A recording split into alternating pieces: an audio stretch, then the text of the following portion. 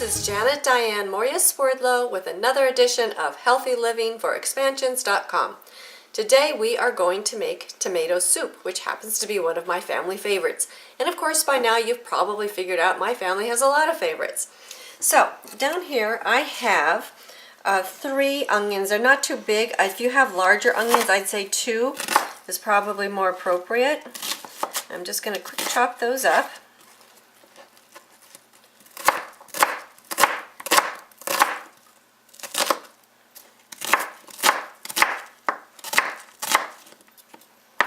And while those, to give myself a little bit more room, I'm going to go ahead and turn my soup pot on with about 2 tablespoons, maybe 3 or 4 of olive oil. And this is going to go in so it can start sauteing. So we want to get them a little bit translucent.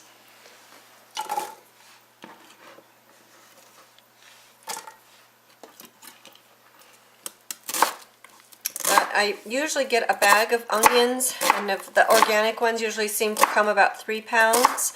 And what I do is I take my onions when I'm going to use them, I just clean the whole bag. I soak them in my hydrogen peroxide solution, and then I just put them in the refrigerator so they're ready for when I need them. So I use a lot of onions in my cooking, as I've told you before. They are very good for cleaning your blood. So, and I happen to like the flavor.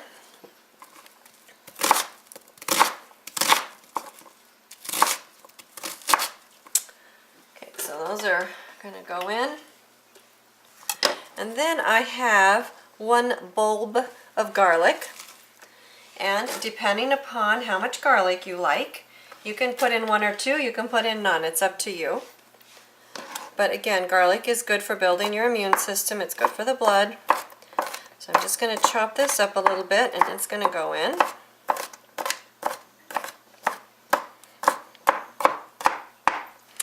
This has been a great winter in Michigan for lots of soup. And I'm very fortunate to have a lot of good soup recipes that I've developed through the years and collected. So that goes in. So while that's getting hot, next thing we're going to chop are some fresh basil leaves. Now the recipe, the original recipe calls for just the leaves, and I like a lot of basil, so I go ahead and put in the stems as well. Cut off some of the darker dried up ends, but I'm just going to chop these up so when this is sauteed we can put that in. And the basil gives it a really nice flavor. Now if you cannot get fresh organic basil, you can always substitute with dried. Personally, I like the flavor of the fresh basil, so I'd rather use this if possible.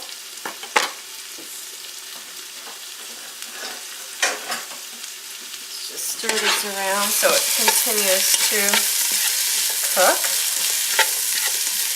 And that's going to take 2 or 3 minutes. Just as I said, enough to get it so it's translucent. But that's it. And then I want to let you know I'm going to be using 4 boxes of these palmy tomatoes. And I've shown you before how I open them, which I think is an easy way to go, but I'll show you again. We're just going to pull up on the sides. If you have kitchen shears, which I love mine, somebody gave me this many years ago and I use it so often I never thought I would, but I do. And you can even use it to chop up your basil if you want. And then I open up the pot. And then you can easily get your tomatoes out. So that's how I do it. Let's check these onions. You can hear them sizzling. And I'm going to add just a little bit more of olive oil.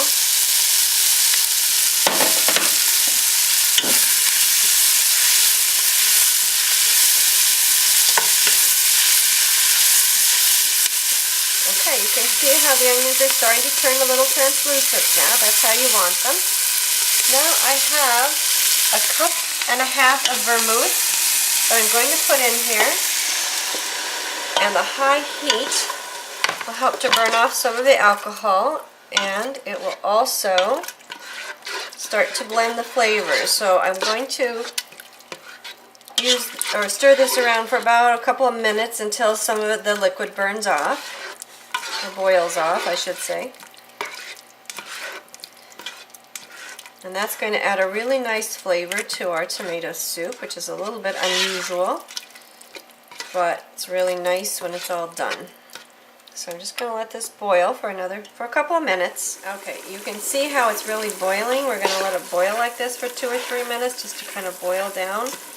As I said, it kind of gets the flavor in, burns off some of the alcohol. So just 2 or 3 minutes just to let the kind of get in there.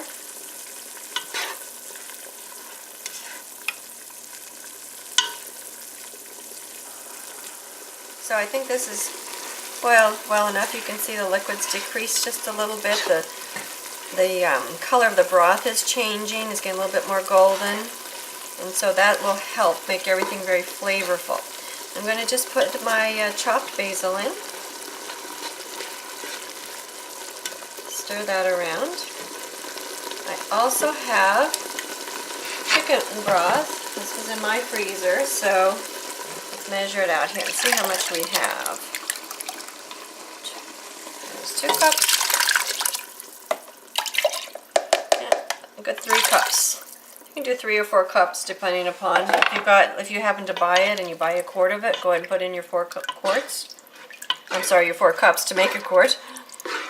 Okay, and then I have a teaspoon of sea salt, a teaspoon of black pepper. That's going to go in. And last but not least, I have my 4 boxes of the palmy tomatoes that are going to go in. And once I have all my ingredients, I'm going to let them simmer so that, again, all the flavors blend. And then we're going to cool it and puree it. Because if you puree while it's hot, then oftentimes you're going to have the steam that gets in your whatever you puree with, whether it's a blender, a Cuisinart, a food processor, then it can make a big mess. So I've pureed hot trying to rush things, and it is a bit of a mess, and I can do it, but I highly recommend that you let your soup cool. So this would be one of the soups that you might want to make one evening and plan on serving it the next evening or in the morning to serve it later in the day. So all our tomatoes are going to go in. You can see it's a nice, rich looking broth. I'm just going to stir it around and then I'm going to let it simmer. Probably maybe a couple of hours even, so all the flavors blend really nicely. All right, I simmered the soup and I had the brilliant idea to put a little jalapeno pepper in it to give it a little bit of a kick, and I had a bunch of cilantro, so I chopped that up, put that in here, and simmered it and cooled it. Then I've already run 1 batch through my Cuisinart, so you can see what it looks like over here. So I'm going to finish this up. I put in another batch. I'm going to just run this for a couple of minutes, if that.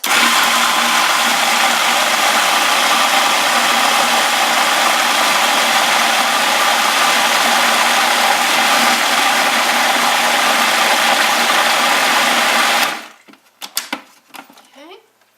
I'm just going to keep pureeing until it's all done. And remember what I told you, if you try to do this when it's warm, it creates steam and a vacuum, and it's really kind of a mess. As I told you, I've been through it. I've done it when I've had to push the soup a bit, and it's not so easy. So it makes a bigger mess than it's worth. Now you can also serve the soup chunky like this if you like that. It would be good with a little bit of avocado mixed into it, or when you serve it, kind of a Tex-Mex type of a soup if you wanted to go that route. You could sprinkle a little cheese on top, a little bit of bacon, a little sour cream. So if you want to do chunky, there are various things that you can do with it. And remember, I always try and tell you, take what I'm giving you and just add what feels right to you.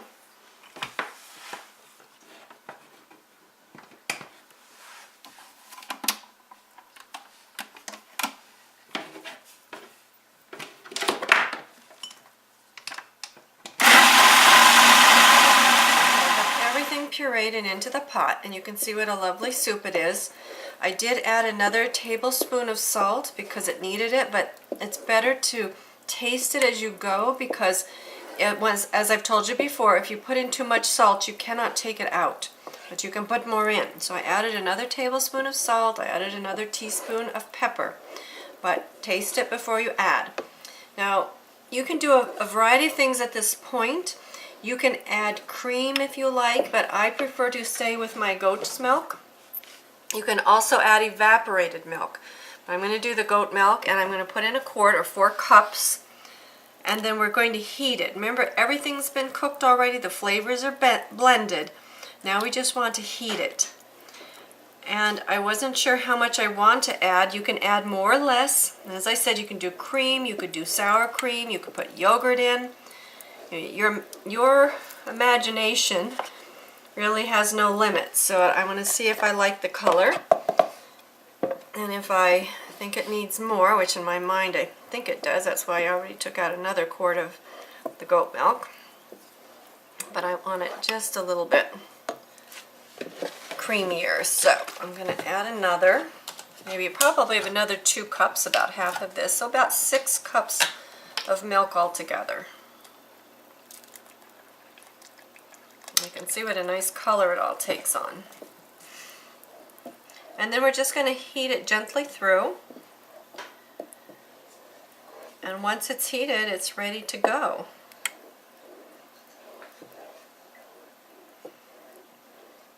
Alright, this is nice and heated all the way through.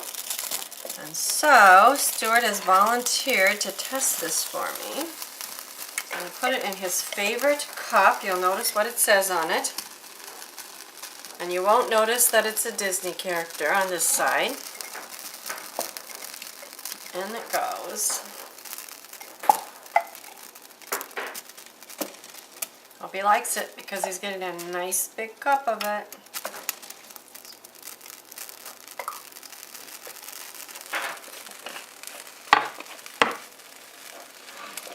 Let's see what Stewart thinks. Delicious. Is it good? Mm-hmm. All right, well, so... It's delicious. It's delicious. Mm-hmm. Yeah, well, Yeah. there you have it. Right from Stewart's mouth, so you want to be sure and try this And recipe. Janet's here. Oh, that's terrible. That's awful. How do you know it's mine? I don't have long red hair. You sure? Yeah. Well, that's a good thing. All right, well, I'm glad you enjoyed it. So, I want to thank everybody. I'm going to have my own bowl of soup here in a second.